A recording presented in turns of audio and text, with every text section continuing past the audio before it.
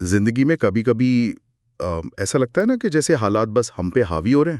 ہاں بالکل، جیسے ہم کنٹرول میں نہیں ہیں. بالکل، ایک کشتی کی طرح بس بہہ جا رہے ہیں. لیکن سوال یہ ہے کہ کیا یہ سچ ہے یا ہم اپنی سمت خود طے کر سکتے ہیں؟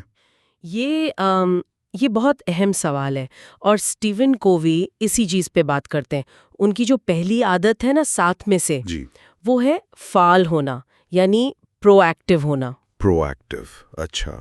جی، یہ جو ری ایکٹیو یا رد عملی سوچ ہے نا، اس کے بالکل الٹ ہے یہ. ری ایکٹیو یعنی بس جو ہوا اس پر ری ایکٹ کر دیا. بالکل، اور یہ پرو ایکٹیو والی بات یہ وکٹر فرینکل کی کہانی سے بہت جڑتی ہے. ہاں، وہ ماہر نفسیات جنہوں نے وہ نازی کیمپس میں. جی بالکل، انہوں نے وہاں اس ناقابل یقین مشکل میں بھی یہ دریافت کیا کہ ہر واقع، ہر محرک اور ہمارے رد عمل کے بیچ میں نا ایک وقفہ ہے. ایک گیپ. ہاں، اور اسی گیپ میں ہماری اصل طاقت ہے، ہماری آزادی ہے کہ ہم چنیں کہ ہم نے کیسا رد عمل دینا ہے. واہ، یعنی ذمہ داری لینا. بالکل، فعال ہونے کا مطلب ہی یہی ہے، اپنی زندگی کی ذمہ داری لینا، ہماری رسپانسبلٹی. ہاں اچھا، اپنے رسپانس کو چوز کرنے کی ایبلٹی. ایگزیکٹلی. تو ہمارا رویہ، ہماری خوشی، ہمارا اثر، یہ سب ہمارے فیصلوں کا نتیجہ بنتا ہے، نہ کہ صرف باہر کے حالات کا. تو آج ہم اسی پہ ذرا بات کرتے ہیں کہ یہ فعال اور رد عملی رویے کیا ہیں، کیسے نظر آتے ہیں، اور خاص طور پر یہ کہ ہم اپنی توانائی کہاں لگاتے ہیں، یہ بہت کی ہے. ٹھیک، تو رد عملی لوگ، ان کی کیا نشانیاں ہیں؟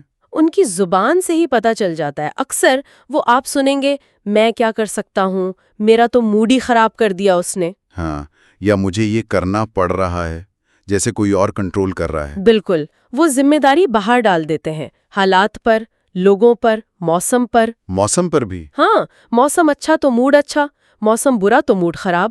ان کا اندرونی موسم باہر کے تابع ہوتا ہے. اچھا. جبکہ فعال لوگ اپنی اقدار، اپنے اصولوں کی بنیاد پر فیصلے کرتے ہیں، حالات کی بنیاد پر نہیں. مطلب وہ سوچتے ہیں کہ میرے لیے کیا صحیح ہے کرنا. جی، ان کی زبان بھی فرق ہوتی ہے. وہ کہیں گے، اچھا دیکھتے ہیں کیا آپشنز ہیں، میں یہ کرنا چاہوں گا، میں یہ راستہ چن رہا ہوں. ذمہ داری خود لیتے ہیں. ہاں، وہ اپنی ذمہ داری سمجھتے ہیں، چاہے حالات مشکل ہوں، وہ اپنا موسم خود ساتھ لے کر چلتے ہیں. یہ بہت دلچسپ بات ہے. اچھا، آپ نے وہ دائروں کا بھی ذکر کیا تھا، سرکل آف. جی، یہ کووی کا ایک اور بہت اہم کانسیپٹ ہے. دائرہ فکر یعنی سرکل آف کنسرن، اور دائرہ اثر یعنی سرکل آف انفلوئنس. ٹھیک ہے، تو سرکل آف کنسرن کیا ہے؟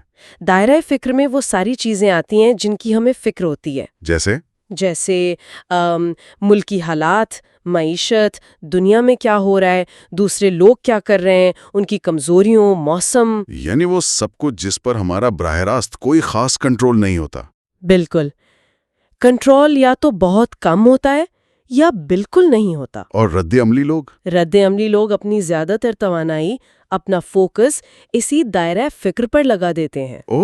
وہ ان چیزوں پر کرتے ہیں، شکایت کرتے ہیں، غصہ کرتے ہیں جنہیں وہ بدل نہیں سکتے. اور اس کا نتیجہ یہ ہے کہ وہ اور زیادہ نیگیٹو اور بے بس محسوس کرتے ہیں، اور ان کا جو اصل دائرہ اثر ہے نا، یعنی وہ چیزیں جن پر وہ کچھ کر سکتے ہیں، جی، وہ اور سکڑ جاتا ہے، کیونکہ ساری توانائی تو باہر ضائع ہو رہی ہے.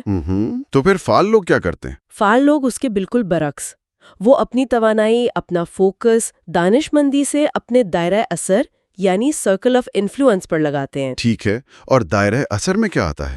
وہ چیزیں جن پر ہم واقعی کچھ کر سکتے ہیں، ہماری اپنی صحت، ہماری تعلیم، ہماری سکلز، ہمارا رویہ، ہمارے تعلقات. بالکل، ہمارے کام کا معیار، ہماری عادتیں، یہ سب ہمارے دائرہ اثر میں ہیں. تو جب وہ ان چیزوں پر توانائی لگاتے ہیں تو نہ صرف وہ خود بہتر ہوتے ہیں، بلکہ ان کا اثر بڑھتا ہے، ان کا سرکل آف انفلوئنس پھیلتا ہے، وہ زیادہ پازیٹیو اور با اختیار محسوس کرتے ہیں. تو گویا اصل گیم یہ ہے کہ توجہ ہیوز پر نہیں، یعنی میرے پاس کیا ہونا چاہیے، بلکہ بیز پر ہو کہ مجھے کیا بننا ہے. بالکل، کیا خوبصورت نقطہ پکڑا آپ نے. بیز پر فوکس، زیادہ صابر بننا، زیادہ سمجھدار، زیادہ تخلیقی، زیادہ ذمہ دار.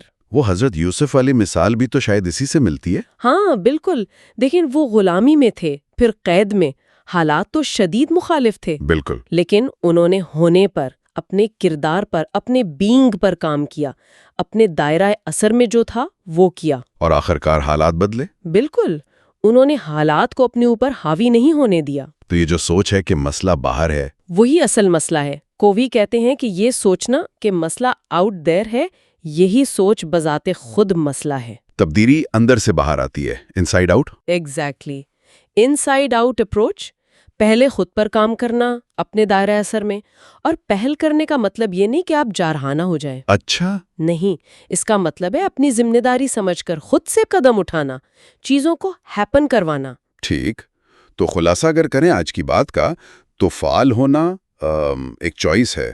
جی، ایک انتخاب ہے، اپنی زندگی کی ڈرائیونگ سیٹ سنبھالنا، ذمہ داری قبول کرنا، اور اپنی توانائی ان چیزوں پر لگانا جنہیں ہم بدل سکتے ہیں۔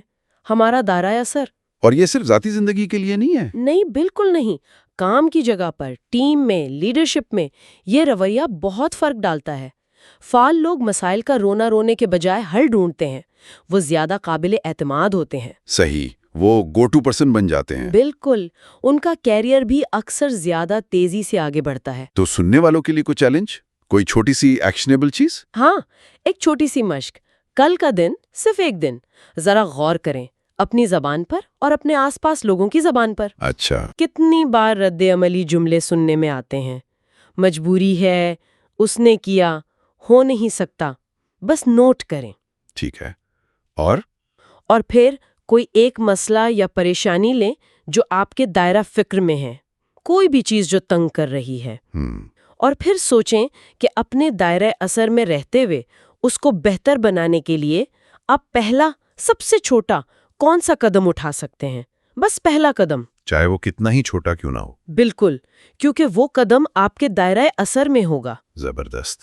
بس یہ یاد رکھنا ہے کہ وہ جو وقفہ ہے نا، محرک اور رد عمل کے درمیان، جی، وہی ہماری آزادی ہے، وہی ہماری سب سے بڑی طاقت ہے، اسے استعمال کرنا سیکھنا ہے۔